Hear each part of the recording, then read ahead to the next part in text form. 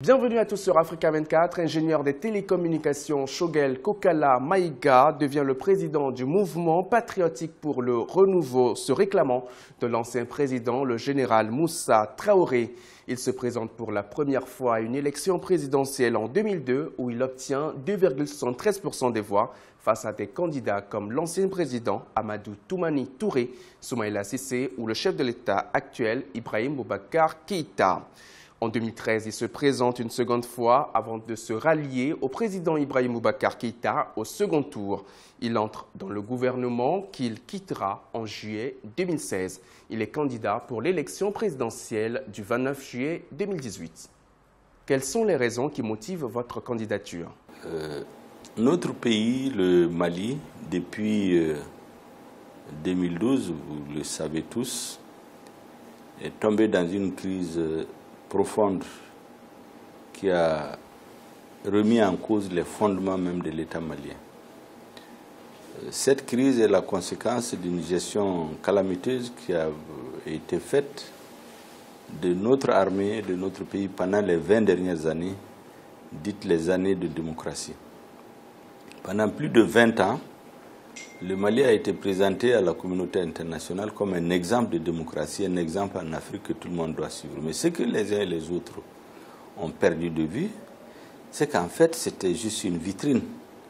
Parce que les processus de démocratisation imposés de l'extérieur ont conduit à un échec, à des coups d'État à répétition, à des guerres civiles dans la quasi-totalité des pays, surtout les pays francophones. Et donc, il fallait trouver un exemple qui était le Mali, qu'on a fait 20 ans à présenter à l'opinion internationale. Or, il s'est trouvé que derrière le vernis démocratique qui était présenté, on avait de la rouille. L'État s'est complètement désintégré, le narcotrafic s'est installé. Nous avons organisé des élections en 2013, un président a été élu. L'espoir de tous les Maliens, c'était qu'il puisse sortir le Mali de la crise. À l'heure du bilan, je crois que tout le monde constate que la crise s'est aggravée. On ne parle plus du Nord parce que le Nord échappe totalement au contrôle de l'État malien. On se retrouve dans une situation complètement inédite et plus grave où le centre du Mali est livré aujourd'hui à des conflits intercommunautaires, j'allais dire à une guerre civile. Ce qui fait que le recouvrement de l'intégrité du territoire national, la restauration de l'autorité de l'État, la restauration de la souveraineté de l'État malien sont restés aujourd'hui comme des souhaits qui n'arrivent pas à se réaliser. Le Mali aujourd'hui est un État sous tutelle de la communauté internationale. C'est un pays qui n'est pas totalement souverain. Je me présente à ces élections pour redonner aux Maliens confiance, pour donner au Mali l'espoir, pour que les Maliens croient en eux-mêmes. Vous étiez membre du gouvernement sous le président Ibrahim Boubacar Keïta. Quel bilan faites-vous de votre participation à cette équipe, mais aussi celui du président sortant?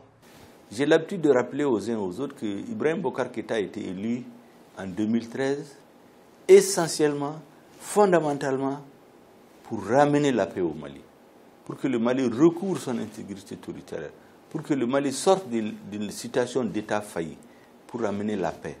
À l'heure du bilan, je suis au regret de constater, comme je vous l'ai dit tantôt, que non seulement le Nord continue d'échapper totalement au contrôle de l'État, mais le centre du Mali est en train d'être embrasé par une guerre civile, une guerre intercommunautaire qui n'est que la conséquence non seulement du fait que le Nord n'a pas pu être, l'autorité de l'État n'a pas pu être recouvrée au Nord, avec, dans une certaine mesure, une part de responsabilité de la communauté internationale, mais surtout à cause de l'incompétence et de l'insouciance avec laquelle le gouvernement a géré la question au centre.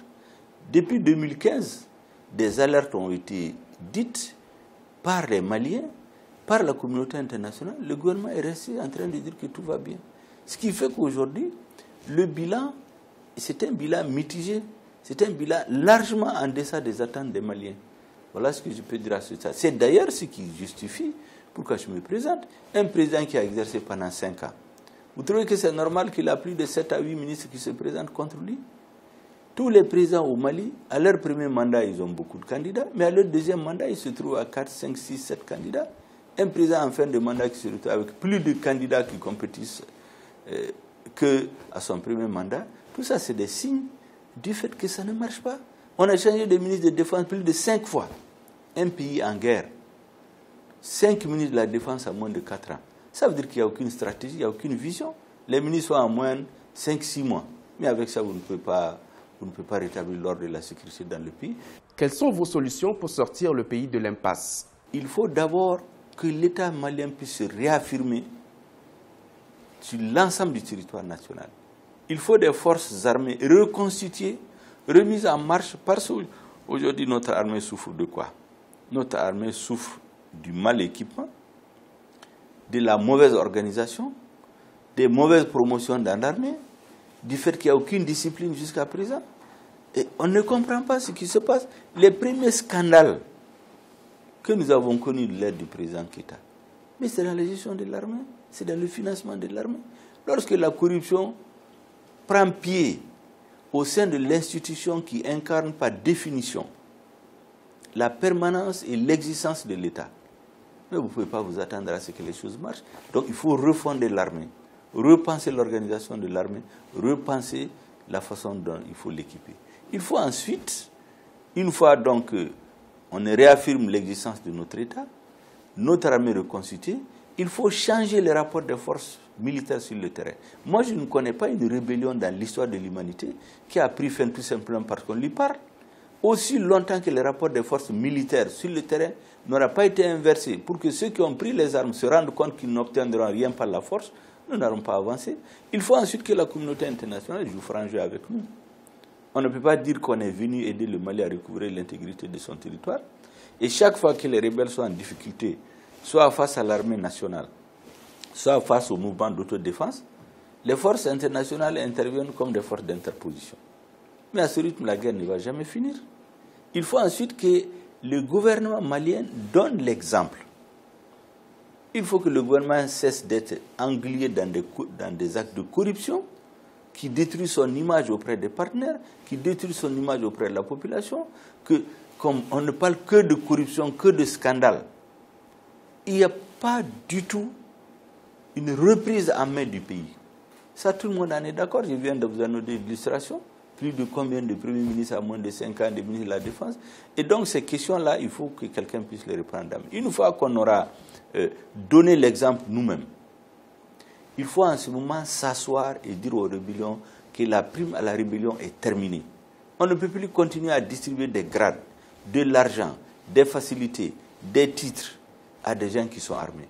Et que la communauté internationale, conformément aux accords qui ont été signés par le Mali et tout le monde, oblige les rebelles à déposer les armes. Parlez-nous de votre livre sorti au mois de juin. Ce livre a été écrit à la suite de 6 ans de travail de recherche. L'objectif, c'était de diagnostiquer la crise au nord du Mali. Parce que nous avons eu le sentiment au niveau de notre parti que la crise n'a jamais été diagnostiquée.